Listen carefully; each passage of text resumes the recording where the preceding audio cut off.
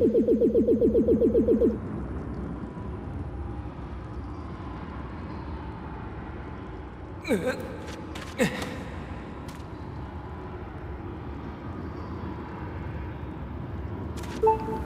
guys, welcome back to the Skyward Sword video walkthrough, and we've lost all of our items. As soon as you enter the Elden Volcano region during the Song of the Hero quest, you'll basically lose all of your items.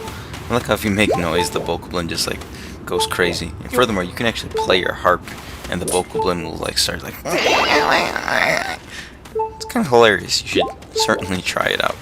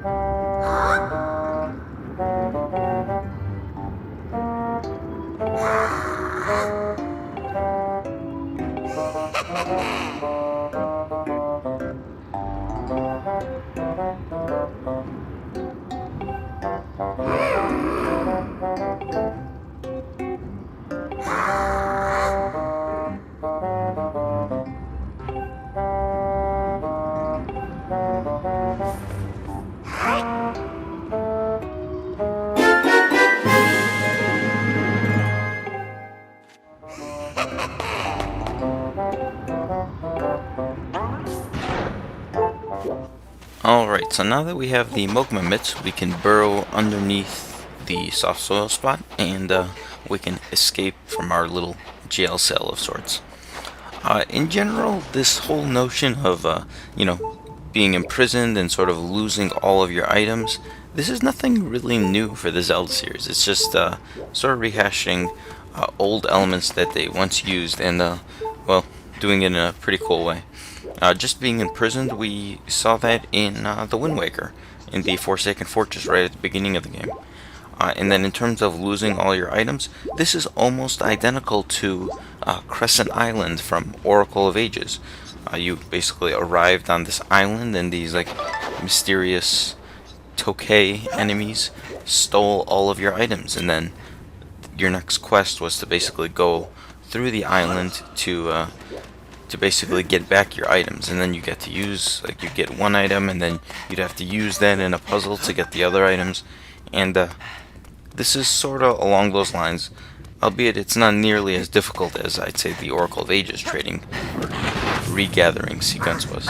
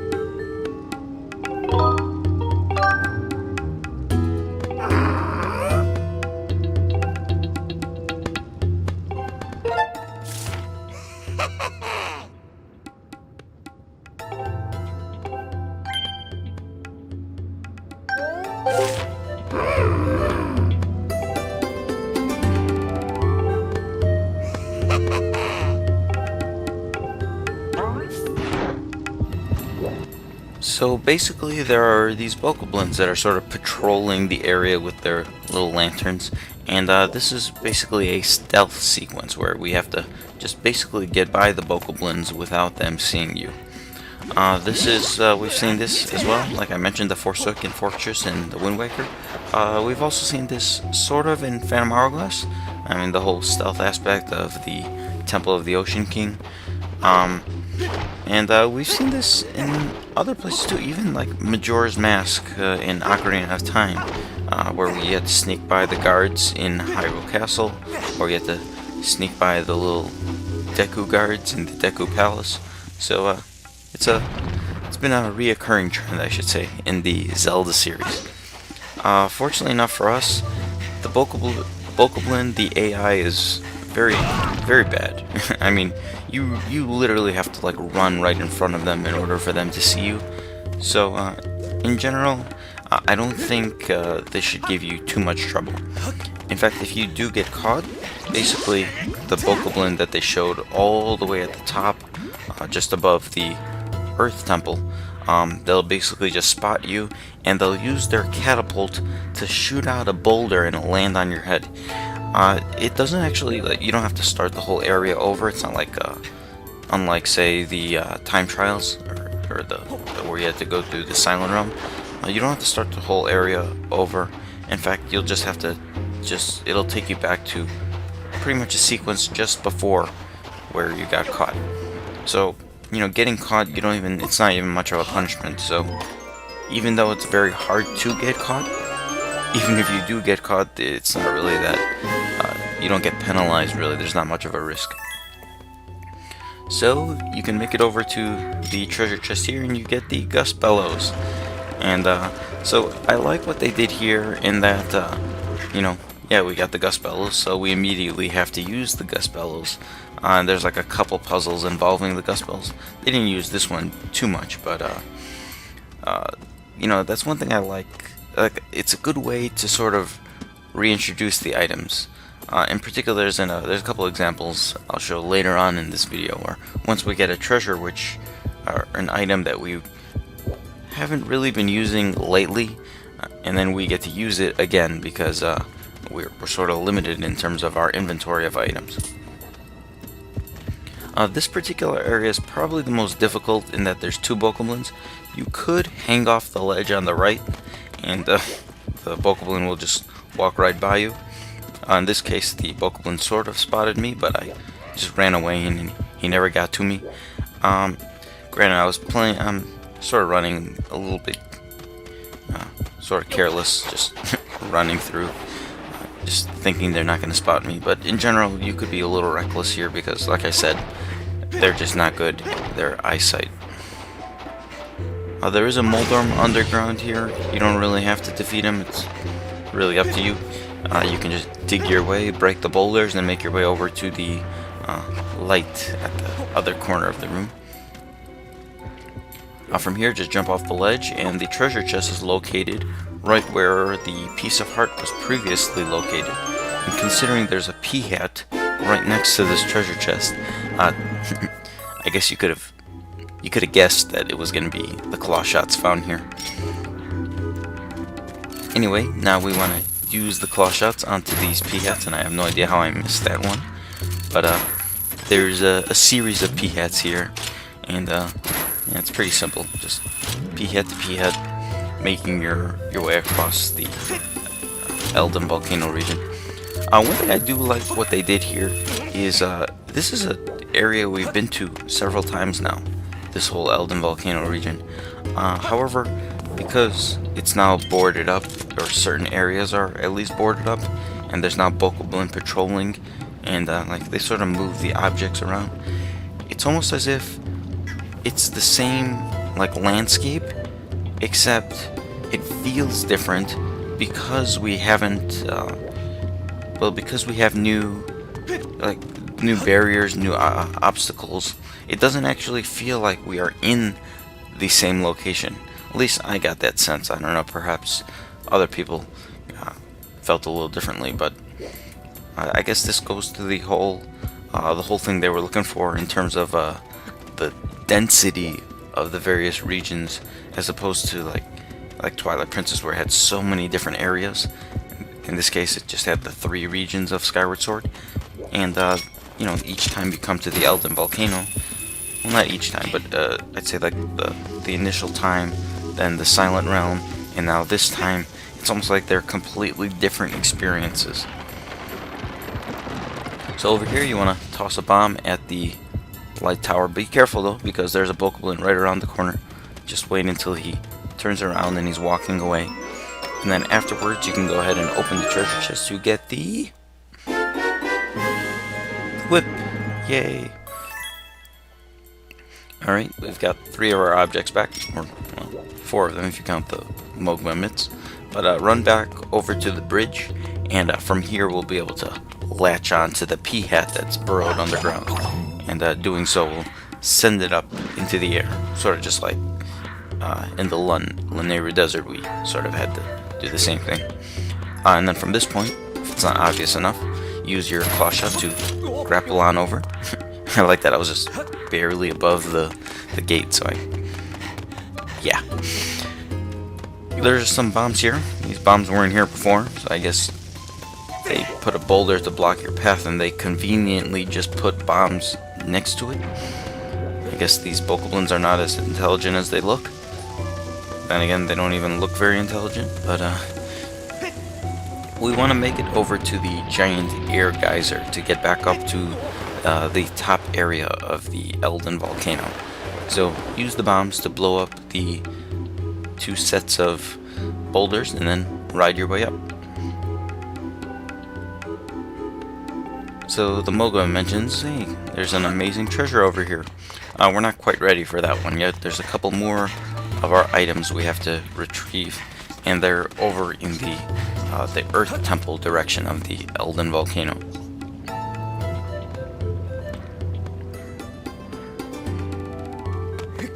So it sort of hints that there's this like area over here, and you could have actually come down here before. In fact, we got a goddess cube right here.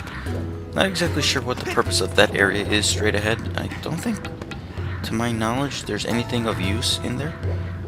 Perhaps I'm wrong. I don't really remember. But this whole area is brand new. We have actually never even been here. So this area is sort of, designated specifically for this little mission here. So what you want to do is, well, you don't want to do that. You want to jump off to the ledge on the right, grab a bomb, and then once a platform comes down, you want to jump onto the platform and then toss it over to the light tower on the other side of the lava. I sort of was trying to do that quickly so I didn't have to wait for the next platform, but I kind of failed at it. But afterwards, jump on over and open the treasure chest here to get the slingshot, or sorry, the scatter shot, depending on whether you've upgraded it or not. And this is sort of what I was mentioning moments ago. We actually haven't really used the scatter shot at all, really. In fact, there's very few uses of it, much like, say, Twilight Princess. Twilight Princess was a lot worse than in Skyward Sword, but in Twilight Princess you got the slingshot over in Ordon Village at the very beginning of the game, and then you quickly got the bow and arrow in the second dungeon within the Goron Mines, and the slingshot basically almost immediately became obsolete. It's the same situation in Skyward Sword. Once you get the bow and arrow, there's really not much reason to use the slingshot or the scatter shot. However, they spaced it out nicely in that you got the slingshot before the first dungeon, and you didn't get the bow and arrow until after the 5th dungeon. So the spacing out was a lot better, and furthermore, this is one of those cases where we don't have the bow and arrow, we only have the slingshot. So suddenly, by sort of restricting the items you have to use the slingshot again. You want to hit the bokoblin with a slingshot, so that with a slingshot bullet, so it'll cause the light to go away for a moment, and then you can make your way over to the soft soil spot, which was sort of hidden beneath the light. Over here, we want to make our way over to the corner of the room, but we'll have to sort of make your way across the little boulders and knock the bomb into the larger boulders to blow them up, and then head up from the light. Over here, just go ahead and open the treasure chest to get the bomb bag back. Yay! Alright, so that's pretty much all of the items in at least in the volcano region. Sure, we didn't get the bow and arrow, we didn't get the beetle back, or we didn't get the bug net. We'll be getting those, or any of our adventure pouch items. We'll be getting those in just a bit. But our next destination is over at that Mogma who was sort of mentioning that the best prize is over here. And I just love that reaction, sort of the bokoblin gets sort of scared at the bombs and he just like runs away, and I love that noise. It's just great. Anyway, you want to use your slingshot to sort of get the bokoblin all days. You could actually defeat them at this point using your bombs, but whatever, whatever floats your boat. And we want to make our way back over to that where we came up from the giant air geyser, and make our way over to the volcano summit. So just run on over.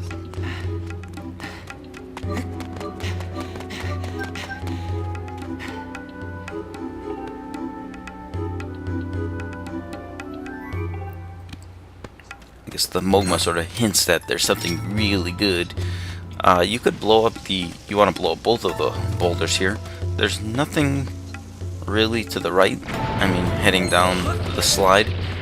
So there's really no real reason to go down there. At least not that I know of.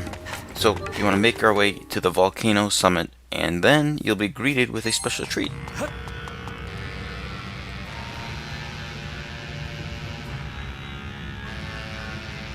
Alright, so jump up. Well, there's a treasure chest right here. But afterwards, jump up and pull the Master Sword out of the sort of rock pedestal of sorts. I like how they hid all the items like in treasure chests, and they sort of guarded them. Like, there's like watchtowers and bokoblins all over the place. Yet for the Master Sword, I guess the best weapon of them all, they just sort of left it right there. Nothing around it at all. Right. Anyway, head on over to the sort of the area to the right. We've actually been here before, but this time around there's now these moving platforms within the lava. So I guess the volcano eruption has caused these platforms to appear, perhaps? What's good about this is now we can actually activate the goddess cube that was off to the right here. We previously were not able to activate it because it was just out of range. If you're playing the Hero's Quest, you could actually activate that earlier, though. Anyway, you want to jump off to this ledge here, and there's some of these green plants with the water bulbs, so you want to stick one onto your sword by jabbing at it, and then jump onto the platform to make it over to this area which we previously were at. It's now filled with bokoblins and fire beasts, so go ahead and defeat them. They really shouldn't give you much trouble at all. But there's a treasure chest here, and this treasure chest contains pretty much the rest of your items. You get your adventure pouch back, but you also get the rest of your items as well. The bugnet beetle, your bow, depending on which items you have. I mean, I think I mentioned this earlier, but you don't even have to get the bugnet throughout the entirety of the game if you really don't want to. Anyway, we want to make our way back to that room with the goddess cube, the one where we just were at.